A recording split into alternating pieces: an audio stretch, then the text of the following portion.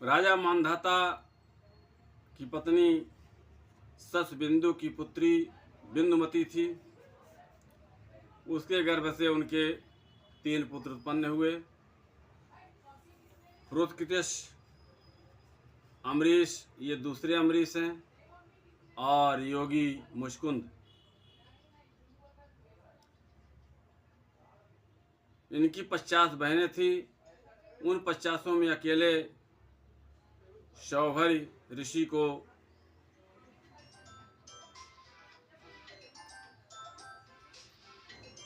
पति के रूप में वर्ण किया। परम तेजस्वी सौरभ ऋषि एक बार यमुना जल में डुबकी लगाकर तपस्या कर रहे थे, और वहाँ उन्होंने देखा कि एक मत्स्यराज अपनी पत्नी के साथ बहुत खुशी हो रहा है, और उसके इस सुख को देखकर ब्राह्मण सौहार्द के मन में विवाह करने की इच्छा जागी, और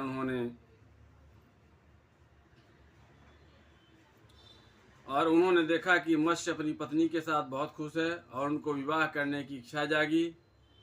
उन्होंने राजा मांधाता के पास आकर के उनकी 50 कन्याओं में से एक कन्या मांगी। राजा ने कहा, हे ब्राह्मण, कन्या स्वयंवर में अपने वर चुनेंगी। और सौभाग्य ऋषि राजा मांधाता का अभिप्राय समझ गए कि उन्होंने सोचा कि राजा ने इसलिए मुझे ऐसा सूखा जवाब दिया कि अब मैं बूढ़ा हो गया हूँ, शरीर में झुर्रियाँ पड़ गई हैं, बाल पक गए हैं और सिर कांपने लगा है। अब कोई स्त्री मुझसे प्रेम नहीं कर सकती है। यह अच्छी बात है। मैं ऐसा सुंदर बनाऊंगा कि राजकन्याएं तो क्या, देवांगनाएं भी मेरे लिए लालायित हो जाएंगी।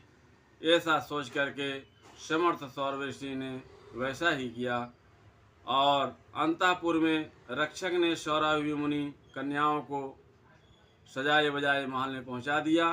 और फिर उन 50 कन्याओं ने एक सौभाग्य को ही अपना पति चुन लिया। उन कन्याओं का मन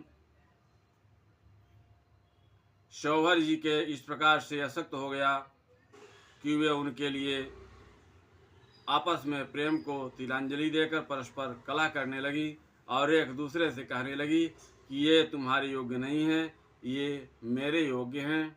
और ऋषभ वेदी सौभाग्य ऋषि ने सभी का पानी ग्रहण किया, और अपनी अपार तपस्या के प्रभाव से महामूल्य सामग्रियों से